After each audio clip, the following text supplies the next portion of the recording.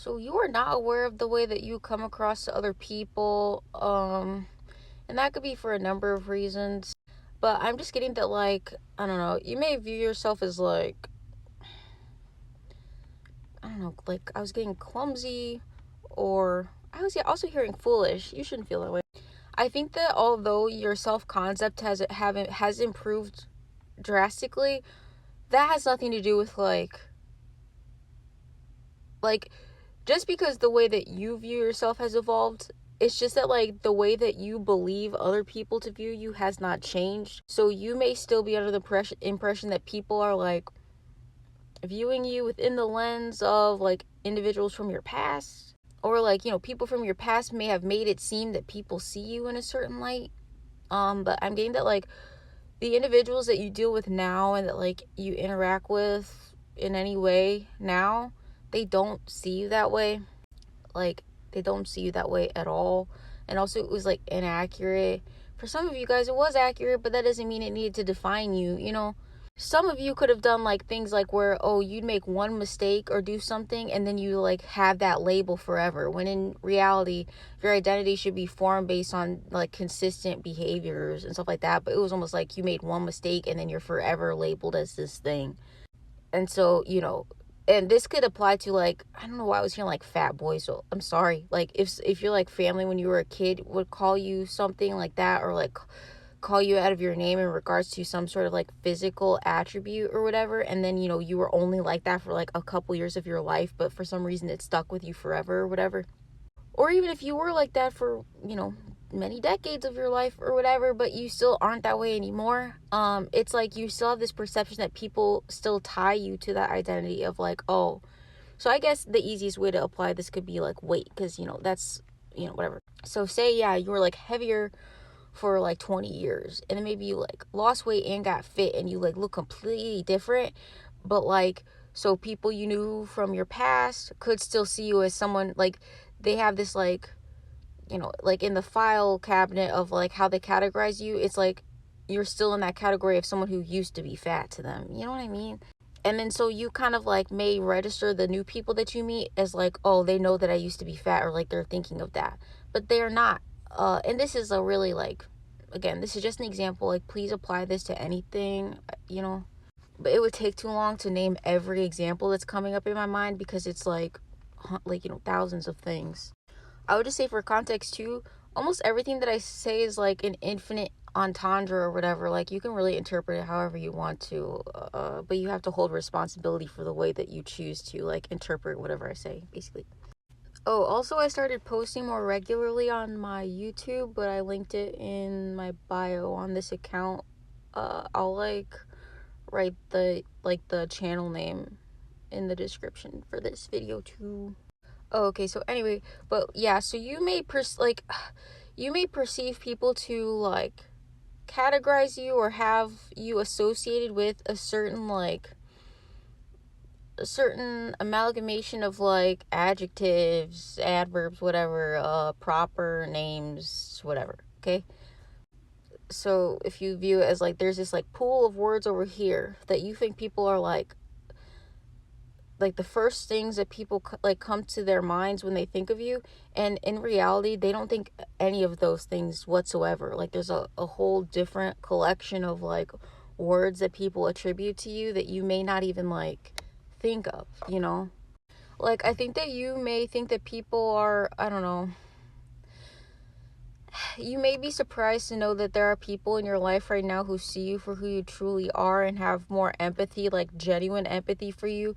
So it's giving, like, you're around people who say, if you're a masculine and you're, like, more stoic or solemn or quiet or whatever, or, like, you don't really show a lot of emotion or something like that, you maybe in the past were always labeled as, like, emotionally unavailable, and people, like, misunderstood you in that way and thought you were, like, a bad person because of that.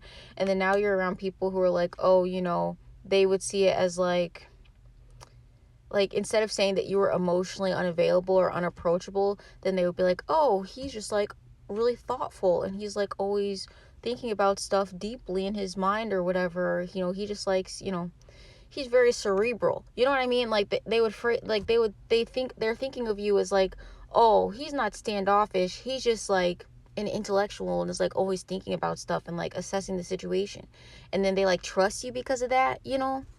And that may not be something that even would come to your mind that others would be perceiving about you, because people in your past would like always assume the worst of you, or like I was here that they like jump at the chance to label you as something, almost to like justify their resentment of you. Like, and people could have resented you, even like past partners, for like really stupid things. Like, it's giving somebody like always accusing you of cheating just because they're like, because they want to hate you for the fact that you're cheating, so they could justify not wanting to be with you because they like don't like the shape of your nose. Like, it's something really, really stupid. Or, you know, like I don't know. Like, again, it's like somebody that like wanted to find a reason to dislike you.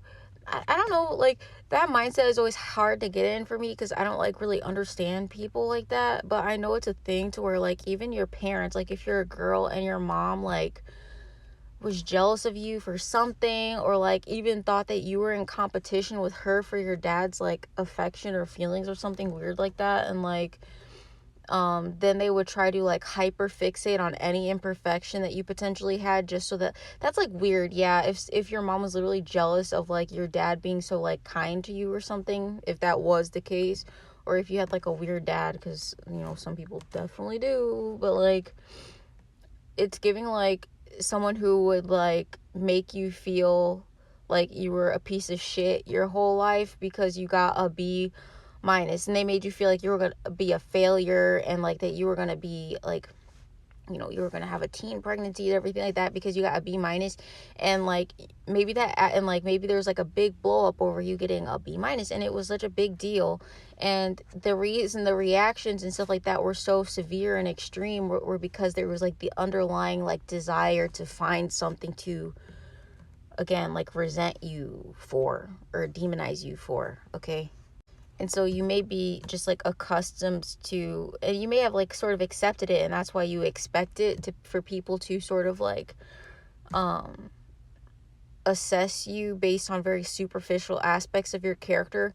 But yeah, I keep getting that like you're in the energy of some people that you may not have realized it at first, or you know, they're very new people or something like that, who like are just naturally assessing you based on like very deep and like significant like core attributes that you have.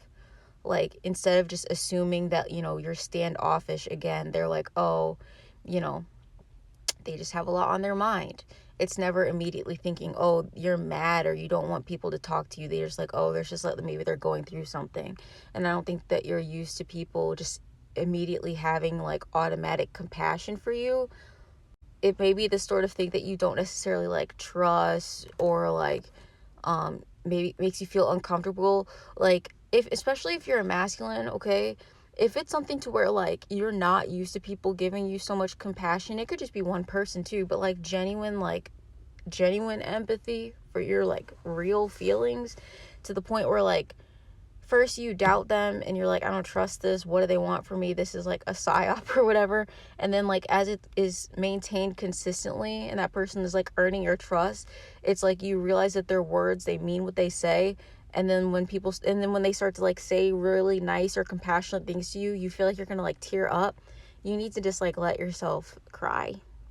I know that can be hard, but like especially if like you're in public or whatever, but like I don't know, you could always like go to the bathroom, or like go to your car, or just like go somewhere, I don't know, like pretend you're sneezing, go like blow your nose in the corner or something like that. But you shouldn't hold back your tears, because it's like healing for you to get that emotion out, is basically what I'm saying. Like, if you're someone who doesn't usually feel comfortable crying, you really need to find a time to allow yourself to do it. And I'm getting that it's like you feel like nurtured and cared for, maybe for the first time, like authentically, and that will make you emotional. So don't feel bad about like expressing those emotions, I guess.